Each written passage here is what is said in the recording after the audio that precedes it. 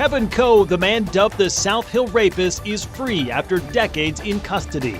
We have team coverage tonight looking at the pivotal hearing today and what comes next. We're tracking a few scattered showers this evening, but we've got a lot of sunshine to talk about as we head into the weekend.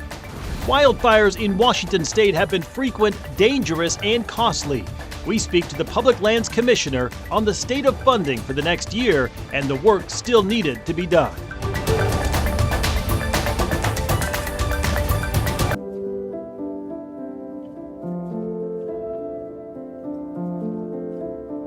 How do we know he doesn't physically recover and goes back out into society from this care home and endanger others? One of Washington state's most notorious criminals walks free. Kevin Coe, the South Hill Rapist, is believed to have carried out dozens of sexual assaults on Spokane South Hill back in the 70s and 80s. He was eventually sentenced for one rape conviction and spent nearly 2 decades in civil commitment as a sexually violent predator. Good evening and thank you for joining us for KREM 2 News at 5 tonight. I'm Mark Hanrahan. This afternoon we got new video showing Coe being brought off McNeil Island by barge. This is video of his van driving off the ship on his way to his new home in western Washington.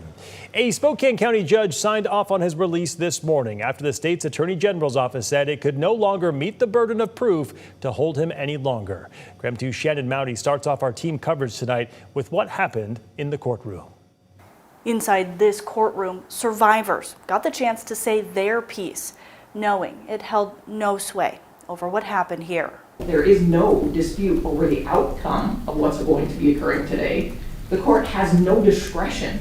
Judge Julie McKay made clear Wednesday morning she had no choice but to release Kevin Coe under state law. But she did have a choice whether to hear what survivors of his crimes had to say. And he had told me during that night that he was going to kill me before he let me go. I had a tendency to believe him based on how badly he beat me. Shelley Monahan Kane was the only one who let her statement be recorded. She says Coe raped her in September 1979, and she hasn't been silent since. If we were able to talk to Fred Coe in person, I would beg him to get help. I would beg for him to admit what he did, to ask forgiveness. Coe waived his right to be present for the hearing and did not hear their words. But some survivors still addressed him directly, calling him the worst of the worst. While some forgave him, one woman said he's a psychopath, something that won't go away with age. Is Mr. Coe mentally ill, and is he dangerous? Coe's release after 4 decades is based on a 2024 psychological evaluation that found the 78-year-old no longer meets the criteria to hold him as a sexually violent predator due to failing health. And we all know that even when he walks out of McNeil Island, he will never be free unless his last breath is what he does by asking God forgiveness. With a signature from the judge, Frederick Kevin Coe walks free. While your statements may not have an impact on the proceeding, I can guarantee you personally, I will leave here with a hole in my stomach and a hurt heart because the words do mean and they do have impact, at least on me personally. We've learned Coe will be taken to an adult group home on the west side of the state, but he can walk out whenever he chooses to. Shannon Mowdy, KREM 2 News. Reaction is pouring in after the judge's ruling this morning. KREM 2's Amanda Rowley shares what Spokane County's prosecutor said after the hearing. Right after the hearing ended, Spokane County Prosecutor Preston McCollum spoke privately with the survivors. He told me right now he's feeling frustrated and disappointed that the current law is allowing for Kevin Coe's release. The legacy that Coe has left on this community is a dark one. The frustration that I have when somebody who's such a prolific offender is released is that it leaves everybody wondering why. It leaves them wondering, why do we go through this process? Why do we spend hundreds of thousands and tens of millions of dollars prosecuting somebody, incarcerating them, and then only to have them released at the end. Now, to be clear, the Spokane County Prosecutor's Office does not have jurisdiction over sexually violent predator cases like this one. The state handles those. Now, when I asked the prosecutor what we could expect to see formulate from his frustration, he said advocacy. Advocacy in changing statutes for the better. Advocacy moving forward when we're discussing legislation that impacts crime victims, that impacts offender sentences. And so that is an area that I believe very strongly about. The Spokane Superior Court is also weighing in on the ruling. In a press release, the court says it respects how the cases involving Kevin Coe profoundly affect the Spokane community, especially the victims and their families. Adding there was no dispute between the parties for the court to resolve, and that lawyers have an ethical obligation to not pursue cases when they cannot legally prove their case. The county prosecutor hopes this case shows the public how critical the need is for new legislation. Reporting from the Spokane County Courthouse, Amanda Rowley, KREM 2 News. In our effort to bring you more to every story, let's talk about how Coe's release is going to work. Coe underwent a psych exam at the start of this process to make sure he no longer poses a threat to the community.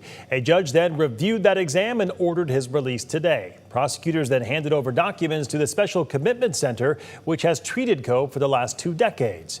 We learned just hours ago Coe will be moved to an adult group home in Federal Way over on the west side. He must still register as a sex offender.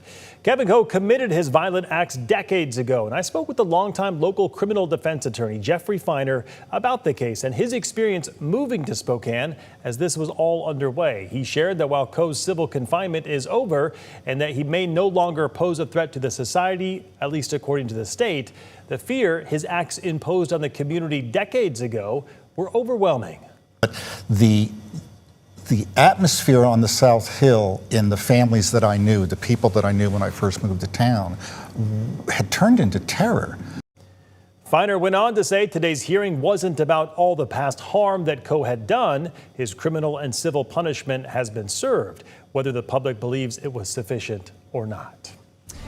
All right, let's transition to talk weather with Chief Meteorologist Jeremy Legoo. Jeremy, chilly mornings and overnight hours.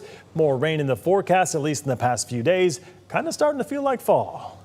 And even kind of smells like it out here as well. Fall hits quick here in the inland northwest, and we went from 80s to 60s, and we're just kind of hovering there.